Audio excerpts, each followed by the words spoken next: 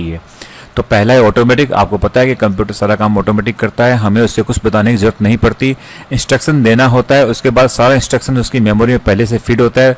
अगर हमें 2+5 करना है तो ऑटोमेटिकली करेगा 2+5, हमें यह बताने की जरूरत नहीं है कि वो किस प्रकार से करना है, वो उसकी मेमोरी में पहले से फीड होता है। That is called automatic.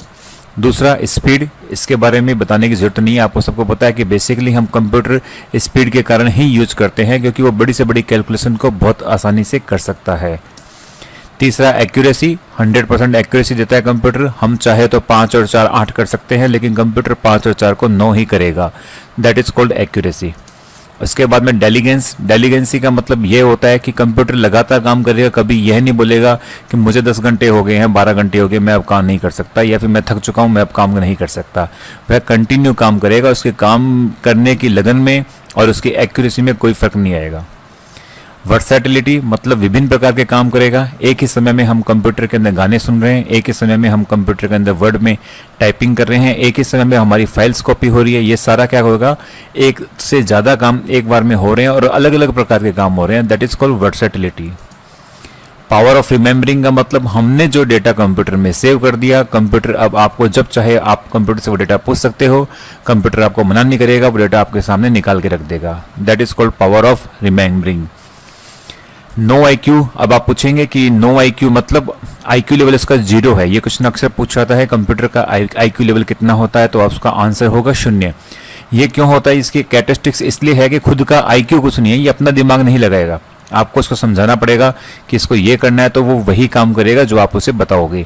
ये इसकी कैरेक्टरिस्टिक्स इसलिए भी है क्योंकि ये जब खुद का दिमाग नहीं लगाएगा तो उतना ही करेगा जितना आप उसे बताओगे। तो ये ऐसे नौकर की तरह हो गया जिसको आप जो आदेश दोगे वो पूरा करेगा।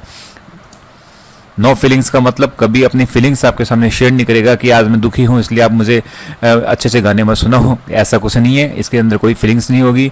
जो भी काम करेगा ये एज ए मशीन की तरह करेगा, without any feelings. Storage capacity, बड़ी से बड़ी स्टोरेज कैपेसिटी इसके अंदर यूज होती है, जिसके अंदर लाखों करोड़ों, मैं कहता हूँ अनगिनत गाने अपने इनके अंदर शेयर कर सकते हैं। बस आपको स्टोरेज कैपेसिटी जो कंप्यूटर की वो बढ़ानी पड़ेगी।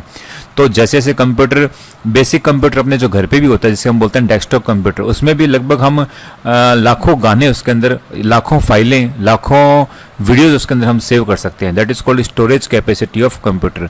तो ये देखो सबको इस बारे में पता है, इसलिए टॉपिक को ज़्यादा मैं तजव्वुर नहीं दे रहा हूँ, फटाफट इसको आगे निकलते हैं। बस एक नज़र से निकाल लीजिए इनको कि automatic, speed, accuracy, diligence, versatility, power of remembering, no IQ, computer का IQ लेवल क्या होता है 0, और नो फीलिंग्स और स्टोरेज कैपेसिटी, ये सारी हैं कंप्यूटर की कैरेक्टरिस्टिक्स। आगे चलते हैं। Block diagram of computer. Block diagram of computer क्या होता है, इसमें सबसे पहले पढ़ लेते हैं कंप्यूटर होता क्या। कंप्यूटर की जो है वो क्या है, कौन सी डिवाइस है, इलेक्ट्रॉनिक डिवाइस है जो वर्क विद इंफॉर्मेशन। अब क्वेश्चन ये भी उठता है, साथ साथ में मैं आपको कुछ कुछ चीज़ें क्लियर करता रहूँगा, तो आप उनको भी सुनते रहना कि इन्फॉर्मेशन क्या होती है और डेटा क्या होता है। डेटा होता है रो डेटा, रो मतलब जिसमें किसी भी प्रकार की सूचना हमें नहीं मिलती है, उस डेटा को प्रोसेस किया जाता है, उसके बाद में क्या मिलती है, इंफॉर्मेशन। तो द टर्म कंप्यूटर किससे निकला है, लेटिन वर्ड से। यह क्वेश्चन पूछा जाता है अक्सर कि कंप्यूटर वर्ड कहाँ से निकला है, तो लेटिन वर्ड के किससे, कंप्यूटरे, इससे मिलकर बना हुआ वर्ड कंप्यूटर, जिसका मतलब होता है कैलकुलेट करना, जो कि एक प्रोग्रामेबल मशीन है। Computer can not do anything without a program. Computer अपने प्रोग्राम के बिना कुछ भी नहीं कर सकती है। जो हाई लेवल लैंग्वेज में या असेंबली लैंग्वेज में या मशीन लैंग्वेज में जो भी हम उसको प्रोग्राम लिखते हैं वह उसी पे कार्य करती है। इसीलिए कहते हैं कंप्यूटर का IQ लेवल क्या है, 0, क्योंकि वो खुद कुछ नहीं करेगी, सब कुछ आपको उसको पहले से एज ए प्रोग्राम उसके अंदर फीड करना पड़ेगा। उसके बाद कंप्यूटर का जो डेसिमल नंबर्स है उससे कोई लेना देना नहीं है। कंप्यूटर जो सारा काम करता है वो करता है बाइनरी डिजिट, और उसमें क्या होगा, या तो 0 होगा या फिर 1 होगा, दो ही चीजें होंगी, 0 या 1। कंप्यूटर के अंदर 1 का मतलब होता है सर्किट ऑन, 0 का मतलब है circuit off. The word computer usually refers to central processor unit, CPU, जिसको कंप्यूटर का ब्रेन भी कहते हैं। उससे कंप्यूटर का मतलब होता है CPU प्लस इंटरनल मेमोरी, उसके अंदर जो मेमोरी जुड़ी होती है, दोनों मिलकर एक वर्ड मिलता है कंप्यूटर।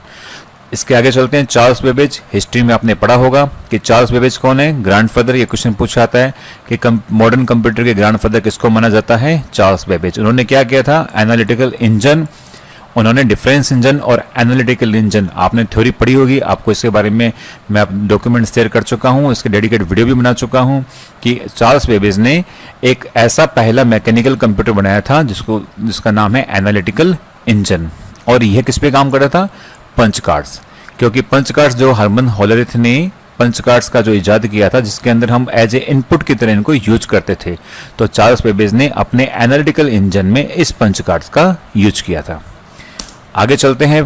कंप्यूटर के ब्लॉक डायग्राम के अंदर बेसिक आप यहाँ से थ्योरी पढ़ सकते हैं, मैं आपको सीधा लेके चलता हूँ इसका बेसिक कंप्यूटर के काम क्या क्या होते हैं। बेसिक कंप्यूटर का पहला काम होता है इनपुट, इनपुट पे प्रोसेस करना, उसका आउटपुट देना, उसके अंदर जो भी डेटा है चाहे वो आउटपुट के हों या फिर इंटरमीडिएट रिजल्ट्स हो, यानी प्रोसेसिंग करते समय जो डेटा निकलता है या जो इन्फॉर्मेशन निकलती है उसको स्टोर करने के लिए स्टोरेज डिवाइसेज, और लास्ट में इन सब कामों पर कंट्रोलिंग। तो देखिए प्रोसेसिंग का काम जो करता है वो करता है सीपीयू, सीपीयू के अंदर अर्थमेटिक लॉजिक यूनिट, और कंट्रोलिंग का काम करता है सीयू, कंट्रोल यूनिट। दोनों के बारे में अभी हम पढ़ेंगे, लेकिन उससे पहले यहाँ पर एक चीज और देख लो, a typical modern computer uses ULSI, ultra large scale integration. इससे पहले वाले वीडियो में मैंने आपको बताया था कि ULSI कौन सी जनरेशन में होता है? 5th जनरेशन के अंदर। तो हम कौन से कंप्यूटर यूज कर रहे हैं? 5th जनरेशन के डिजिटल कंप्यूटर। डिजिटल का मतलब जिस कंप्यूटर में 0-1 के अंदर यानी बाइनरी फॉर्म में डेटा ट्रांसफर हो रहा है वो सब होंगे डिजिटल कंप्यूटर। ये है कंप्यूटर का ब्लॉक डायग्राम, जिसके अंदर प्रोग्राम और डेटा हम यहाँ से एंटर करेंगे। ये इनपुट डिवाइस होगी, जैसे कि माउस हो गया, कीबोर्ड हो गया, ये सब हमने इनपुट डिवाइस इधर काम करेगी। और उसके बाद यहाँ पर होगी स्टोरेज यूनिट, जिसके अंदर एक होगी प्राइमरी मेमोरी, एक होगी सेकेंडरी मेमोरी। ये है अपना कंट्रोल यूनिट, ये है हमारा ALU। जितने भी अर्थमेटिक ऑपरेशन होते हैं, एडिशन, सब्सट्रैक्शन, मल्टीप्लिकेशन और डिवीजन, वो और साथ साथ में जितने भी कंपैरिजन, यानी कौन बड़ा है, कौन छोटा है, कौन बराबर है, ये सारे जो लॉजिक्स है ये दोनों मिलकर सब कहाँ लगते हैं? ALU के अंदर। ALU तो कंप्यूटर के अंदर CPU किसे बोलते हैं? ALU plus CU, control unit, इन दोनों को मिलकर क्या बोलते हैं? CPU, central processing unit. तो क्वेश्चन ये बनता है कि CPU किसे कहते हैं? तो CU प्लस ALU मिलकर बनता है कंट्रोल सेंट्रल प्रोसेसिंग यूनिट। तो एक इनपुट होगा, एक स्टोरेज डिवाइस होगी, एक कंट्रोल यूनिट होगा और अर्थमेटिक लॉजिक यूनिट यानी ALU होगा।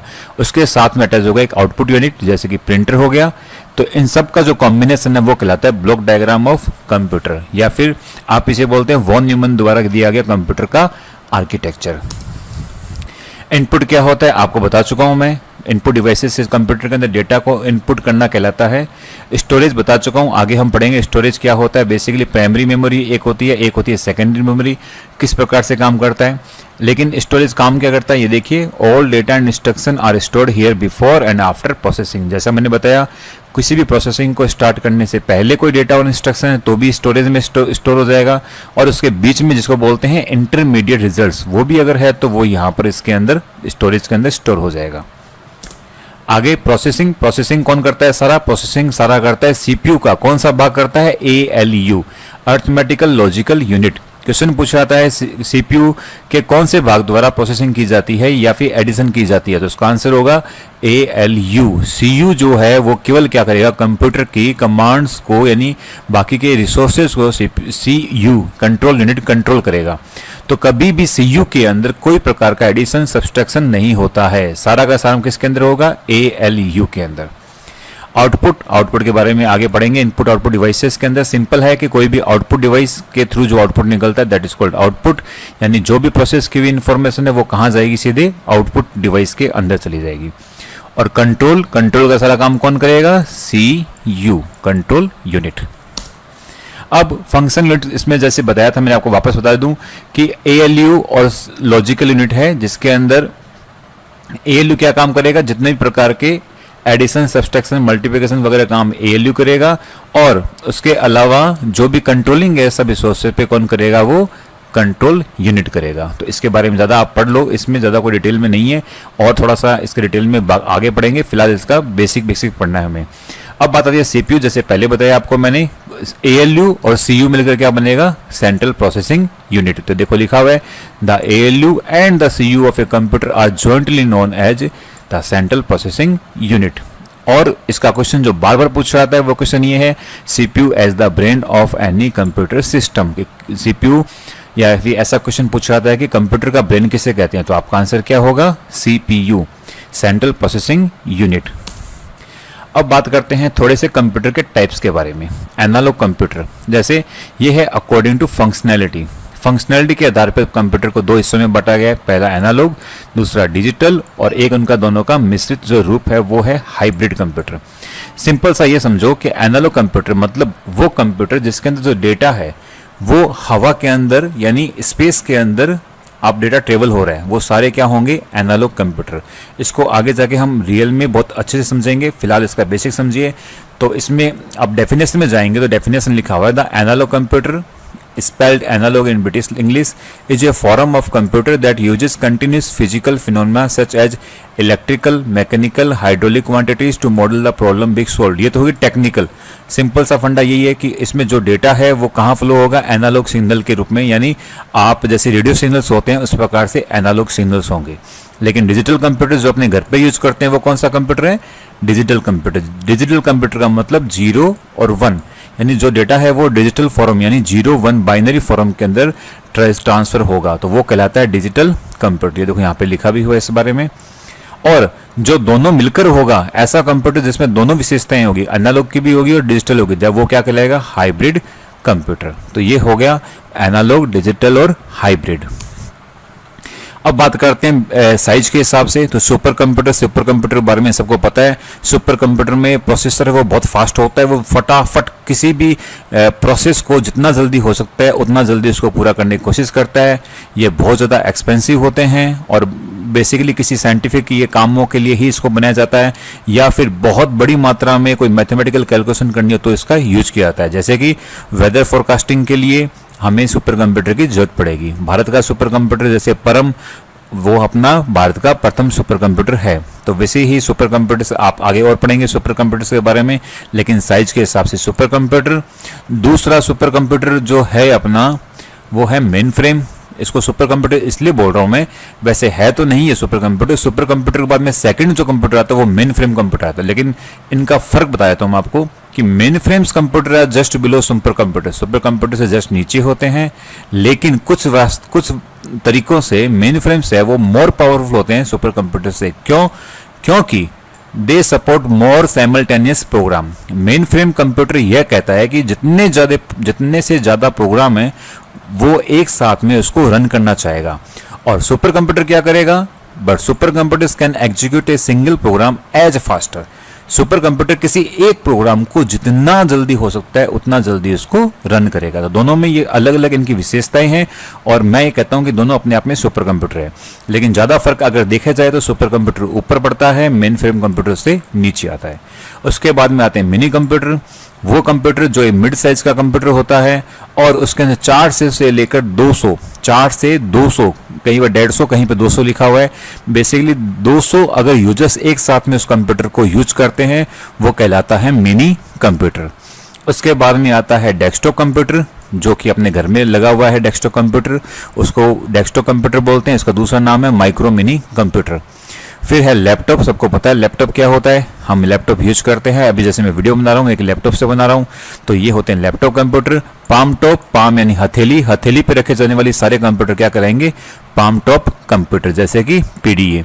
ये एक हैंड साइज कंप्यूटर होते हैं जिसके अंदर जो कीबोर्ड नहीं होता है, इसकी स्क्रीन पे ही कीबोर्ड का काम किया जाता है। वर्क स्टेशन का मतलब एक ऐसा कंप्यूटर जो किसी सर्वर से जुड़ा हुआ है, तो उसको बोलते हैं टर्मिनल, और इस टर्मिनल का दूसरा नाम है वर्क स्टेशन। देखो, ए टर्मिनल और desktop computer in a network, उसको क्या बोलते हैं, वर्क स्टेशन। ये बेसिकली क्लाइंट सर्वर आर्किटेक्चर के